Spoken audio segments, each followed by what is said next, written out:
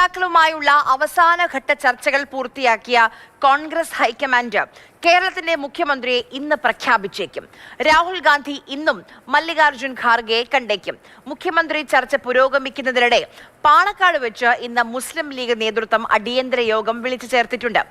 ഡൽഹിയിൽ നിന്ന് വിഷ്ണുപ്രകാശ്, തിരുവനന്തപുരത്ത് നിന്ന് അമൽ തേനമ്പറമ്പിൽ, മലപ്പുറത്ത് നിന്ന് അരുൺ അമൃത്നാഥ് എന്നിവരാണ് നമുക്കൊപ്പം വിവരങ്ങളുമായി ചേരുന്നത്. നമുക്ക് ആദ്യം ഡൽഹിയിലേക്ക് പോകാം. വിഷ്ണു പ്രസാദ് നമുക്കൊപ്പം ചേരുന്നുണ്ട്. Vishnu, good morning. ഇന്നെങ്കിലും പുക ഉയരുമോ അവിടെ നിന്ന്?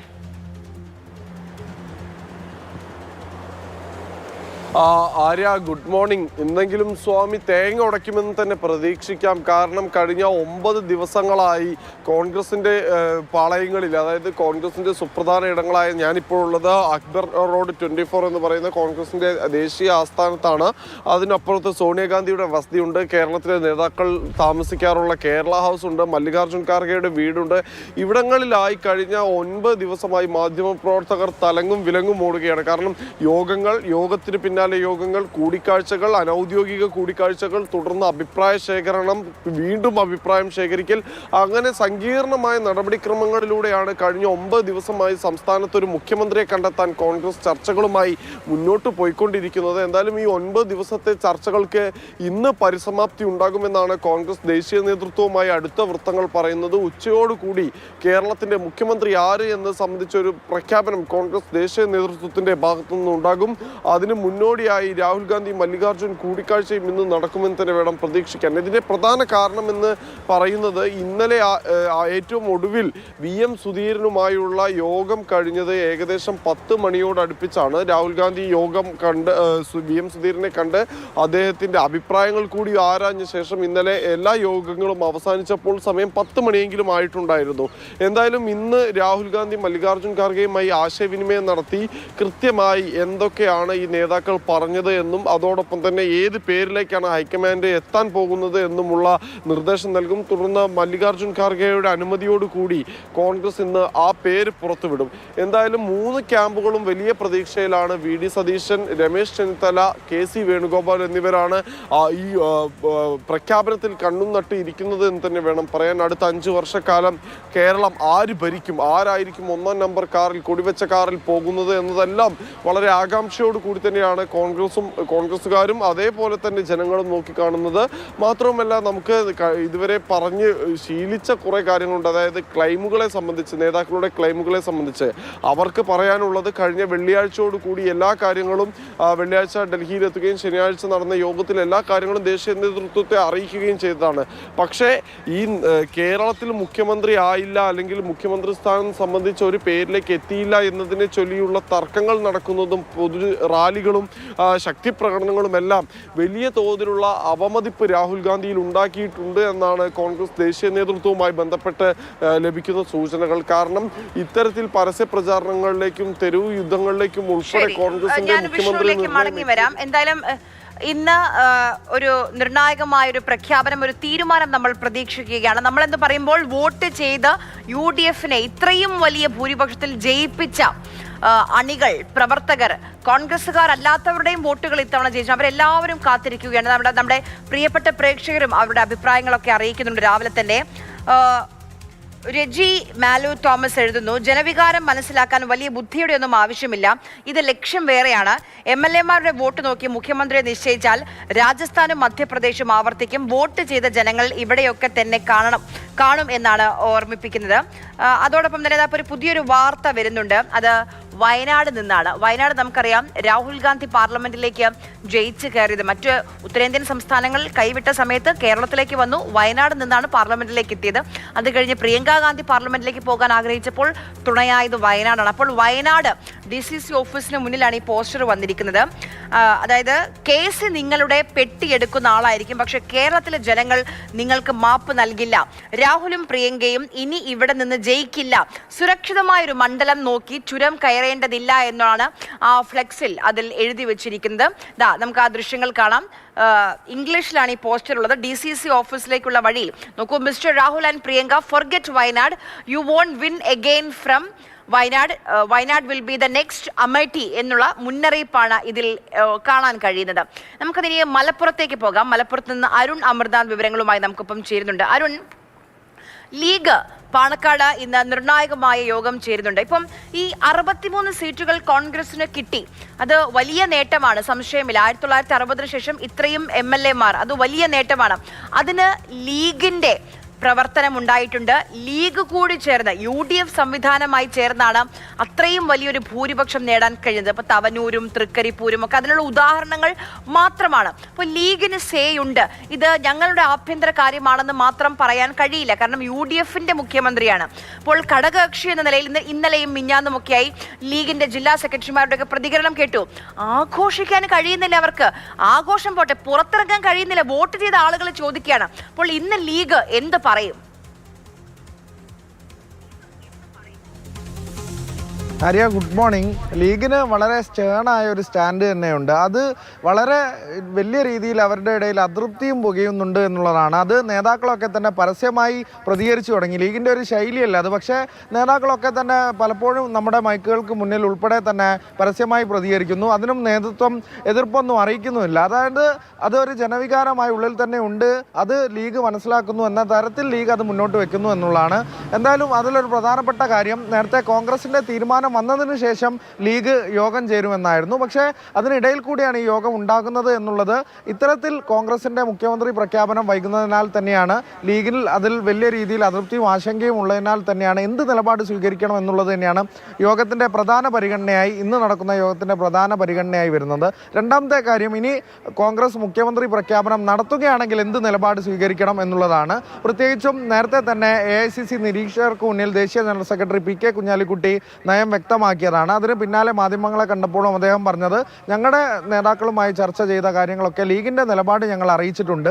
ഇനി ഒരു തീരുമാനം ഉണ്ടാക്കുകയാണെങ്കിൽ ഞങ്ങളെ കൂടി അറിയിക്കണമെന്നൊരു ആവശ്യം അവിടെ പറഞ്ഞിട്ടുണ്ട് എന്നുള്ളതാണ്. അതാണ് നമ്മൾ നേരത്തെ സൂചിപ്പിച്ചതുപോലെ തന്നെ വ്യക്തമായ ഒരു ലീഗിൻ്റെ നയം, അത് കൃത്യമായ നിലപാട് ഞങ്ങൾക്കുണ്ട്. ഞങ്ങളെയും അത് അറിയിച്ചതിന് ശേഷമേ പ്രഖ്യാപനം നടത്താനാവൂ എന്നൊരു ആവശ്യം കൂടി ലീഗ് അവിടെ മുന്നോട്ട് വെച്ചിട്ടുണ്ട് എന്നുള്ളത് തന്നെയാണ്. മൂന്നാമത്തെ ഒരു കാര്യം എന്ന് പറഞ്ഞാൽ, അത് സ്വാഭാവികമായും ലീഗിൻ്റെ മന്ത്രിമാരെ കുറിച്ചുള്ള ചർച്ചകൾ തന്നെയാകും. അത് സ്വാഭാവികം ലീഗിൻ്റെ ഒരു കേഡർ സംവിധാനം വെച്ച് വലിയ പ്രയാസമുണ്ടാവുന്ന കാര്യമില്ല. കൂടുതൽ ചർച്ചകളോ വിവാദങ്ങൾക്കോ ഒന്നുള്ള ഇടവിടെ ഇല്ല എന്നുള്ളത് തന്നെയാണ്. എങ്കിൽ പോലും അതിലൊരു ഫൈനൽ സ്റ്റാൻഡിലേക്ക് എത്തേണ്ടതുണ്ട്. അതും ലീഗിൻ്റെ പ്രധാന ചർച്ചയായി തന്നെ വരുമെന്നുള്ളതാണ്. പ്രധാനമായും കോൺഗ്രസ് എന്ത് നിലപാടെടുക്കുന്നോ അതിനോട് എങ്ങനെ തരത്തിലായിരിക്കണം ലീഗിൻ്റെ പ്രതികരണം, അല്ലെങ്കിൽ ലീഗിൻ്റെ നിലപാട് എങ്ങനെ അറിയിക്കണം എന്നുള്ളത് തന്നെയാണ് പ്രധാനപ്പെട്ട കാര്യം. ഒരുപക്ഷെ VD സതീശൻ എന്ന ജനവികാരം മാനിച്ചുകൊണ്ടൊരു നിലപാടാണ് എന്നാണ് ലീഗിൻ്റെ തീരുമാനം ഉണ്ടായിരുന്നത്, ലീഗിൻ്റെ നിലപാടായി ഉണ്ടായിരുന്നത്.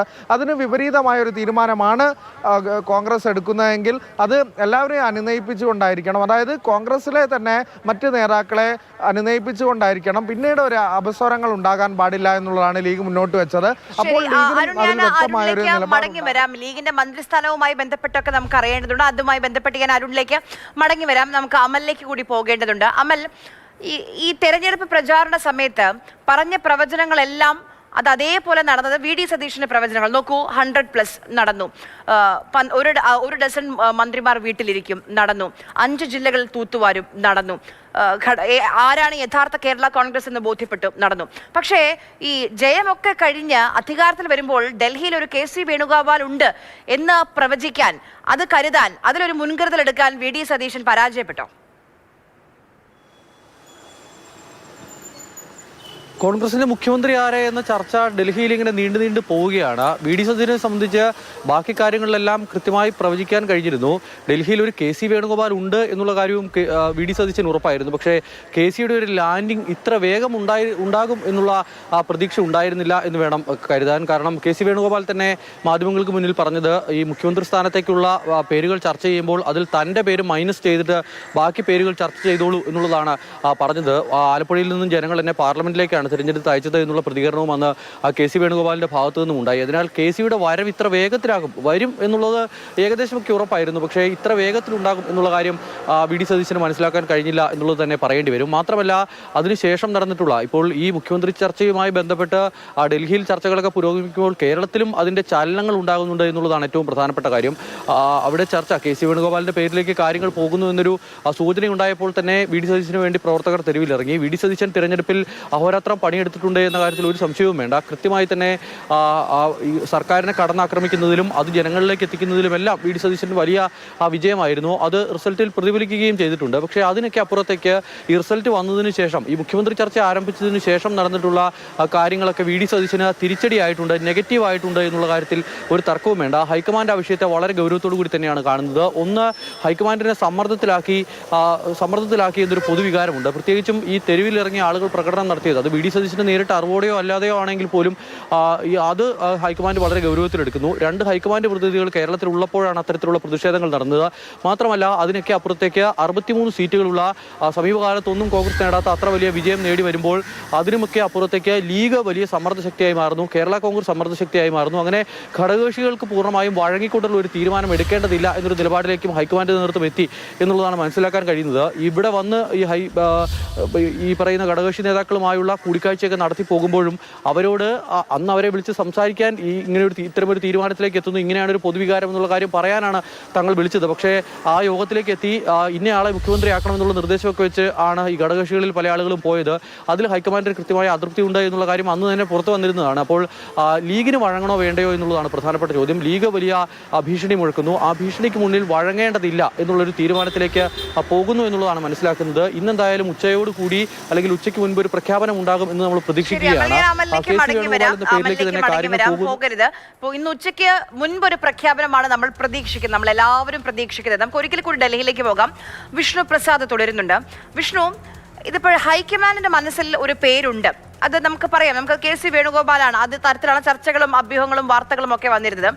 പക്ഷേ ഇവിടെ ജനവികാരം, ജനഹിതം വി ഡി സതീഷിനൊപ്പം ആണ് എന്ന് മനസ്സിലാക്കി അങ്ങനെയാണ് ഒരു പുനരാലോചന. കാരണം നോക്കൂ, ആദ്യത്തെ ദിവസം ഈ പറഞ്ഞ 3 നേതാക്കളും ഡൽഹിയിൽ നിന്ന് തിരിച്ചു കേരളത്തിലേക്ക് മടങ്ങുന്ന ദിവസം പറഞ്ഞൊരു കാര്യമുണ്ട്, ഇനി ഡൽഹിയിൽ ചർച്ചകളൊന്നുമില്ല, ഇനി ഹൈക്കമാൻഡ് തീരുമാനം മാത്രമേ ഉള്ളൂ എന്ന് പറഞ്ഞത്. അപ്പോൾ അത് കഴിഞ്ഞ് വീണ്ടും ചർച്ചകളിലേക്ക് പോകണമെങ്കിൽ ഒരു പുനരാലോചന അവിടെ നടന്നോ ഡൽഹിയിൽ? ആര്യ, പ്രധാനമായും ഇതുമായി ബന്ധപ്പെട്ട്, അതായത് ഈ KC വേണുഗോപാലിന്റെയും VD സതീശിന്റെയും രമേശ് ചെന്നിത്തലയുടെയും പേരുകൾ പരിഗണിക്കുന്ന വേളയിൽ തന്നെ കേരളത്തിലെത്തിയ നിരീക്ഷകർ 3 ഘടകങ്ങൾ പരിശോധിച്ചിട്ടുണ്ടായിരുന്നു. നമ്മളത് അന്ന് വ്യക്തമായി പറയുകയും ചെയ്തു. കാരണം ഒന്ന് MLA-മാരുടെ പിന്തുണ, മറ്റൊന്ന് പൊതുജന വികാരം, 3 ഘടകകക്ഷികളുടെ നിലപാട്. ഈ 3 കാര്യങ്ങളെ ആശ്രയിച്ചുകൊണ്ട് അല്ലെങ്കിൽ ആ കാര്യങ്ങൾ ഉൾപ്പെടുത്തിക്കൊണ്ടുള്ള റിപ്പോർട്ടാണ് നിരീക്ഷകർ ഡൽഹിയിൽ സമർപ്പിച്ചിട്ടുണ്ടായിരുന്നത്. എന്തായാലും ഇതിന് ശേഷം, ഈ റിപ്പോർട്ട് സമർപ്പിച്ചതിന് ശേഷം നാട്ടിലാകെ പ്രകടനങ്ങൾ നടക്കുകയും ഫ്ലക്സ് യുദ്ധങ്ങൾ നടക്കുകയും ചെയ്തു. അപ്പോൾ ഹൈക്കമാൻഡിന് പോലും ഒരു സംശയമുണ്ടായി. കാരണം ഈ കൊണ്ടുവന്ന റിപ്പോർട്ടിന് അപ്പുറത്തേക്ക് പൊതുജനങ്ങൾക്കിടയിൽ മറ്റെന്തെങ്കിലും വികാരമുണ്ടോ എന്നത് ഉൾപ്പെടെയുള്ള കാര്യങ്ങൾ ഹൈക്കമാൻഡ് ഒന്നുകൂടി വിലയിരുത്തി. ഇതിന് പ്രധാന കാരണം എന്ന് പറയുന്നത് നേതാക്കൾ തന്നെ ഹൈക്കമാൻഡിനോട്, ദേശീയ നേതൃത്വത്തോട് ആവശ്യപ്പെട്ടു പൊതുജന വികാരം ഒരിക്കൽ കൂടി കണക്കിലെടുക്കണം, ഒരിക്കൽ കൂടി അത് വിലയിരുത്തണം എന്നത് സംബന്ധിച്ച്. അതുകൊണ്ട് തന്നെയാണ് കേരളത്തിലെ മുൻ KPCC അധ്യക്ഷന്മാരെയും വർക്കിംഗ് പ്രസിഡന്റുമാരെയും ഡൽഹിയിലേക്ക് വിളിപ്പിച്ചു വരുത്തുകയും അവരോട് പ്രധാനമായും രാഹുൽ ഗാന്ധി ചോദിച്ച 3 കാര്യങ്ങളാണ്. നിങ്ങളുടെ മനസ്സിൽ ആരാണ്? 2, ജനങ്ങൾക്ക് ഇതിൽ ഒരു അഭിപ്രായമുണ്ടോ? ഉണ്ടെങ്കിൽ അത് ആരാണ്? മറ്റ് 2 പേർ, അതായത് നിങ്ങൾ പറഞ്ഞ നേതാവല്ലാത്ത മറ്റ് 2 പേരാണ് അധികാരത്തിലെത്തുന്നതെങ്കിൽ എന്ത് സംഭവിക്കും സംസ്ഥാനത്ത്? ഈ 3 ചോദ്യങ്ങൾക്കാണ് പ്രധാനമായും രാഹുൽ ഗാന്ധി ഇന്നലെ ഉത്തരം തേടിയിട്ടുള്ളത്. ഈ ഉത്തരം തേടുന്ന വേളയിലെല്ലാം തന്നെ ഡൽഹിയിലെത്തിയ നേതാക്കൾ തങ്ങളുടെ നിലപാട് കൃത്യമായി രാഹുൽ ഗാന്ധിയെ അറിയിക്കുകയും ചെയ്തിട്ടുണ്ട്.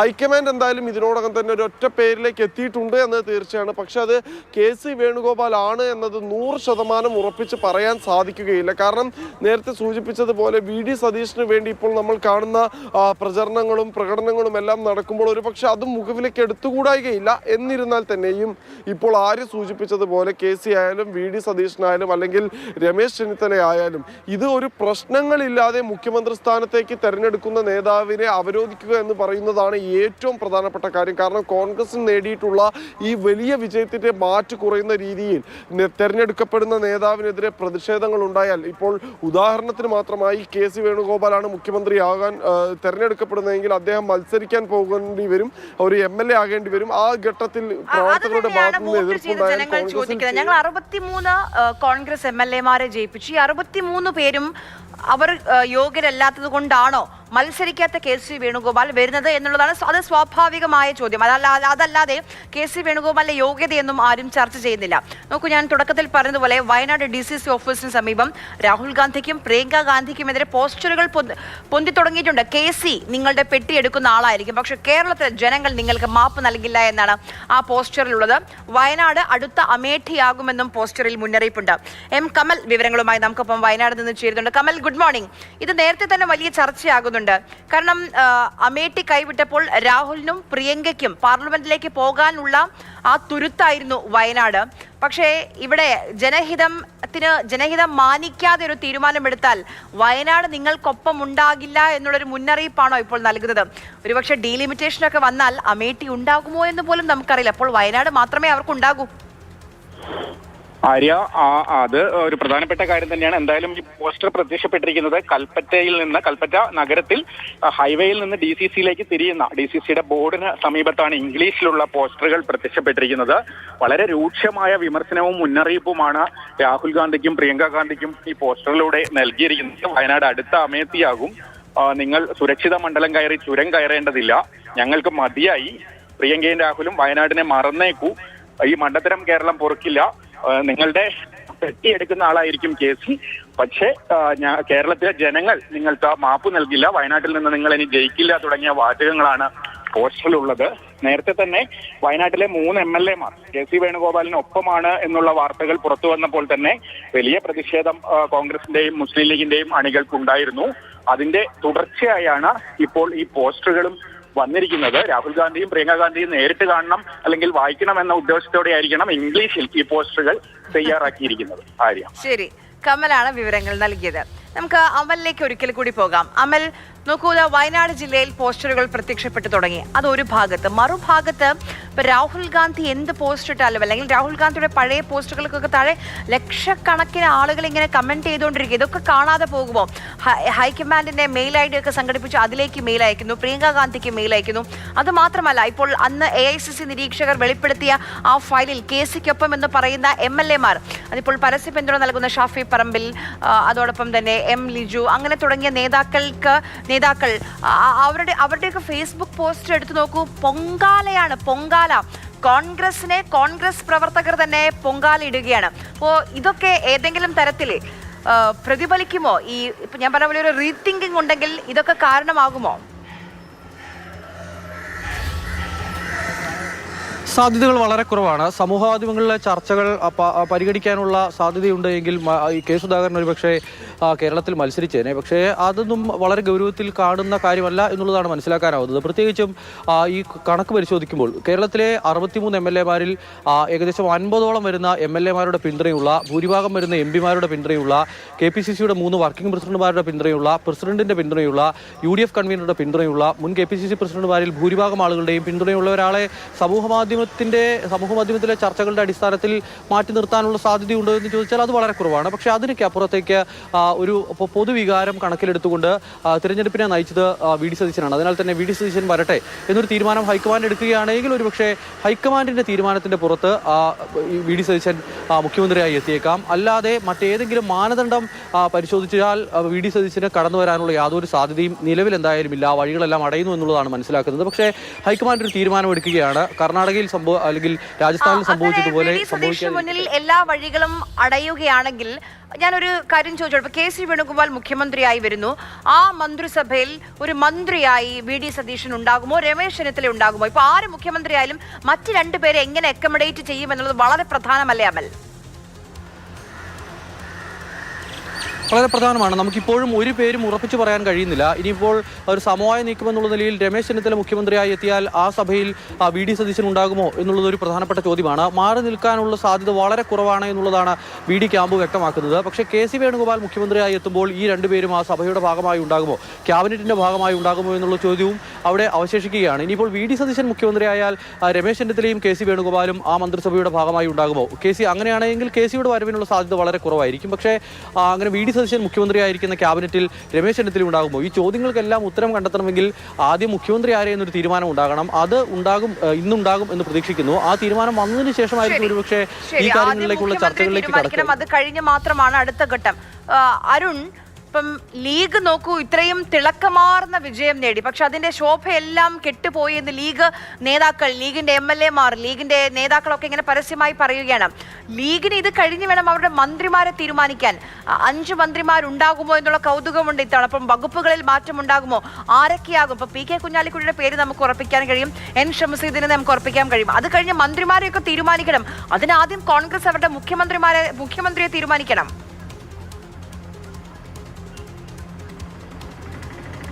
അതെ ആര്യ, ലീഗിനെ സംബന്ധിച്ച് ഒരു ചിത്രമൊക്കെ ഉണ്ട്. പക്ഷേ അതിന് ആദ്യം ഏതൊക്കെ വകുപ്പുകളാണെന്ന് അറിയണം, എത്ര മന്ത്രി കസേര ഉണ്ടെന്ന് അറിയണം. അതിനാദ്യം കോൺഗ്രസ് തന്നെ മുഖ്യമന്ത്രിയെ തീരുമാനിച്ചേ പറ്റുള്ളൂ. മറ്റൊരു ഓപ്ഷൻ ഇല്ല എന്നുള്ളതാണ്. അതിനുശേഷമേ ഈ ചർച്ചകളിലേക്ക് പോലും കടക്കാനാകൂ എന്നുള്ളതാണ്. ആകെ ഒരു അനിശ്ചിതത്വം എല്ലാ കാര്യത്തിലും നിലനിൽക്കുകയാണ് ഇത്തരത്തിലൊരു ചർച്ചകൾ ഇങ്ങനെ തുടർന്നു പോകുമ്പോൾ എന്നുള്ളതാണ്. എങ്കിലും ലീഗിനെ സംബന്ധിച്ച് പ്രാഥമിക ചർച്ചകൾ നടന്നിട്ടുണ്ട്. അത് അനൗദ്യോഗിക ചർച്ചകളാണ്. ഔദ്യോഗികമായുള്ള ഒരു ചർച്ചയിലേക്ക് കടക്കുന്നത് ഇന്നത്തെ യോഗത്തിൽ തന്നെയായിരിക്കും.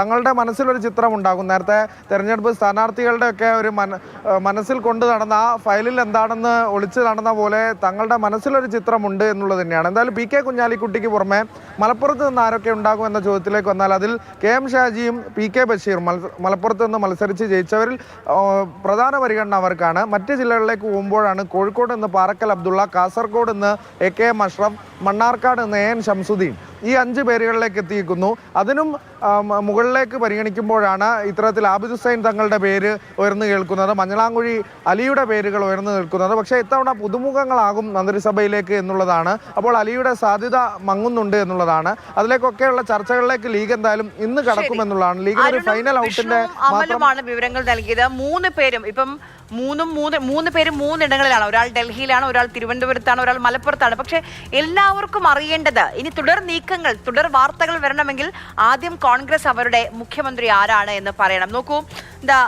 ശിവൻ മണപ്പള്ളി എഴുതുന്നു, കാലാവസ്ഥ പ്രതികൂലമായതും കനത്ത മഴയും വെളിച്ചക്കുറവും മൂലം ഹൈക്കമാൻഡ് മുഖ്യമന്ത്രിക്കായുള്ള തെരച്ചിൽ താൽക്കാലികമായി നിർത്തിവെച്ചിരിക്കുകയാണ്. ട്രോളുകളാണ്. അപ്പൊ വോട്ട് ചെയ്ത മനുഷ്യർ, വോട്ട് ചെയ്ത വോട്ടർമാർ കോൺഗ്രസിന്റെ പ്രവർത്തകർ തന്നെ ട്രോളി തുടങ്ങിയിട്ടുണ്ട്.